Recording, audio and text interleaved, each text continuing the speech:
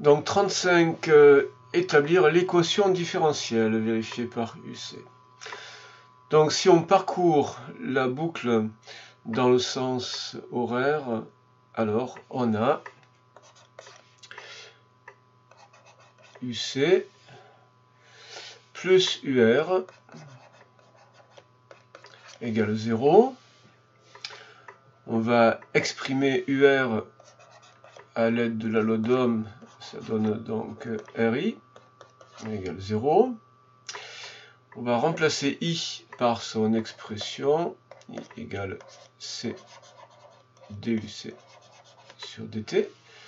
Donc UC plus R et à la place de I, on met C DUC sur DT. Donc C DUC sur DT égale 0. Et on a donc une équation différentielle où on a donc une grandeur et la dérivée de cette grandeur. Alors, est-ce qu'elle peut se mettre sous cette forme-là?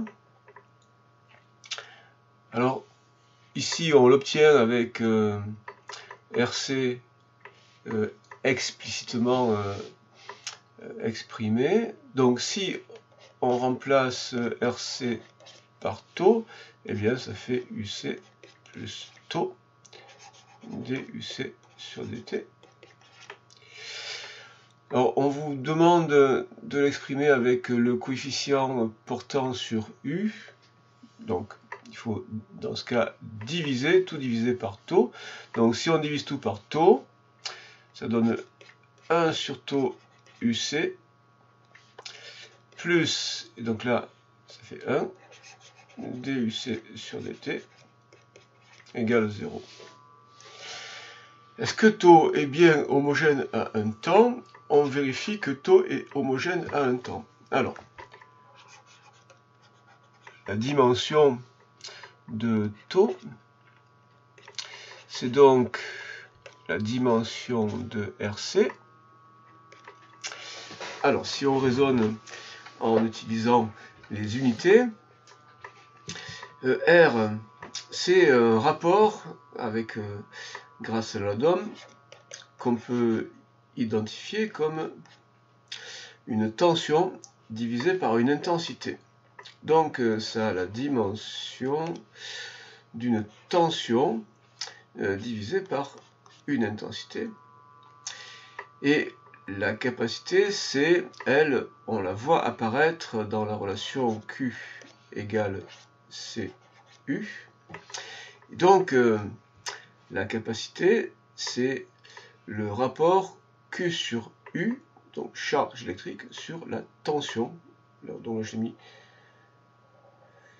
majuscule ici, tant que je vais mettre majuscule sur les deux. Et donc, multiplié par, C c'est Q sur U, donc Q sur U, donc la dimension d'une tension divisée par une intensité multipliée par la dimension d'une charge électrique divisée par une tension. Et donc il reste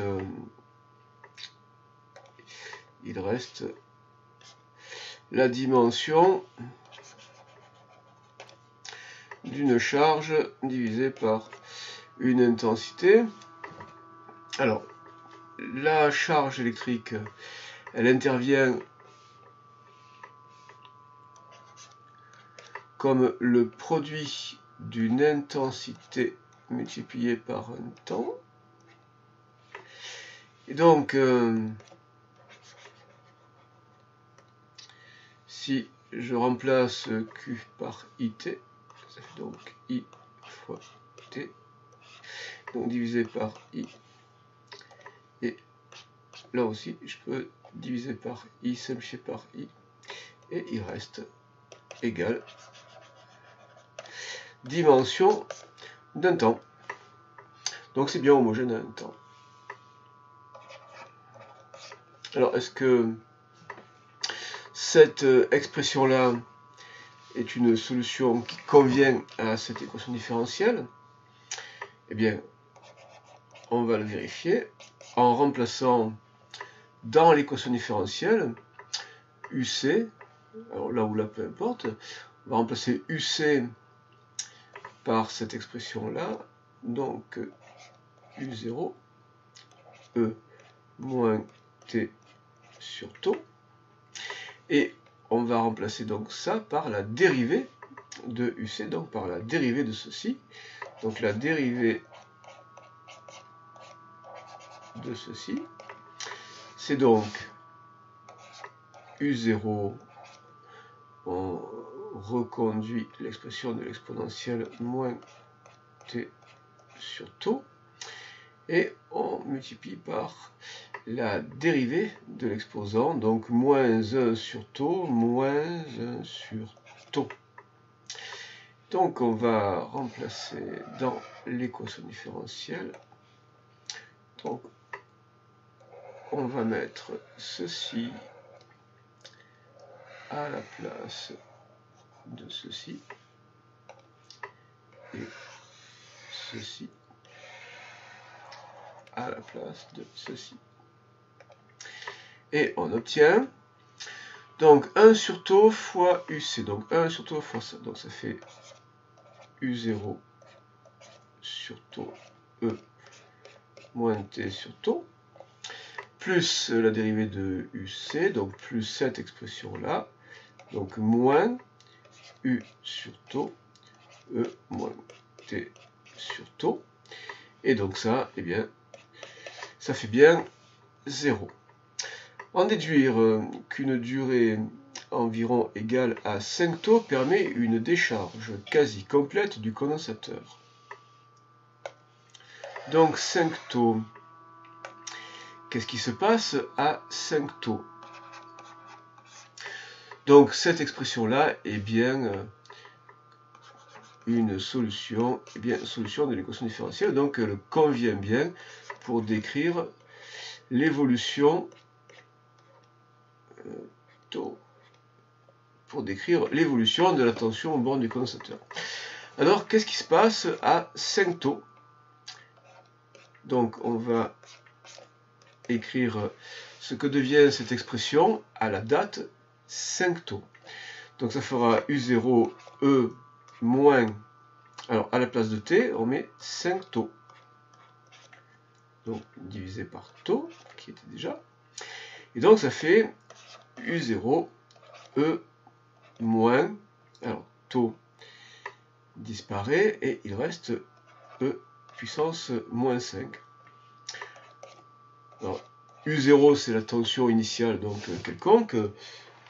Que devient ce E puissance moins 5? On va calculer séparément ce E puissance moins 5.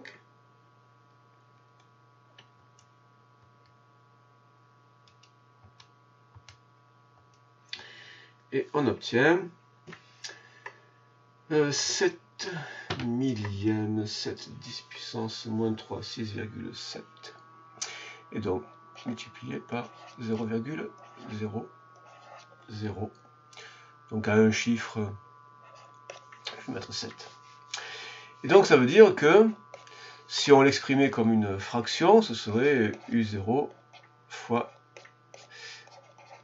7 millièmes. Il reste 7 millièmes de U0, ou par exemple U0 multiplié par 0,7%, 5 centièmes, et donc ça fait 0,7% de U0, donc moins que 1%. Après 5 taux, il reste moins que 1%.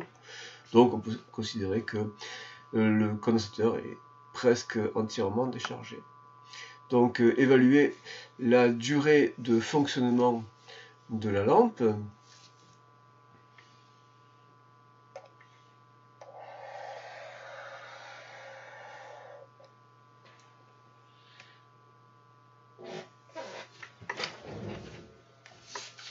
Qu'est-ce qu'ils font comme calcul, ces idiots?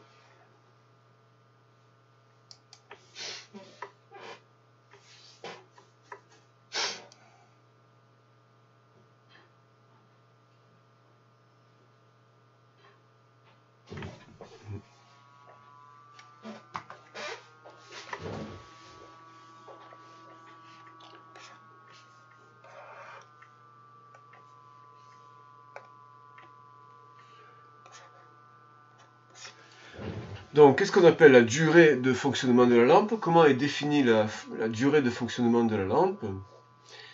Eh bien, on estime que la durée peut être modélisée par la décharge du condensateur. La durée de la décharge du condensateur.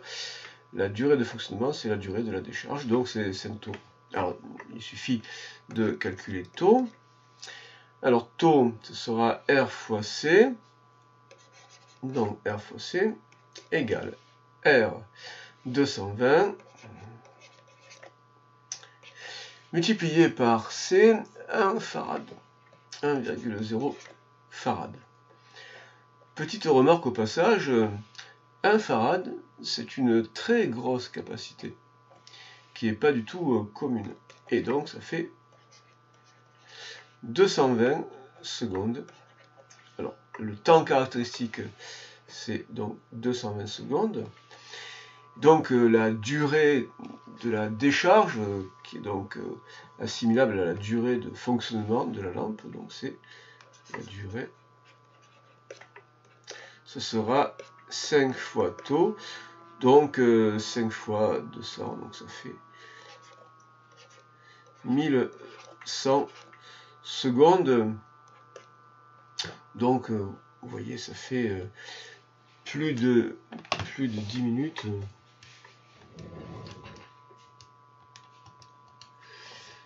Ça fait quelque chose comme 18 minutes, environ 18 minutes pour la durée de la charge.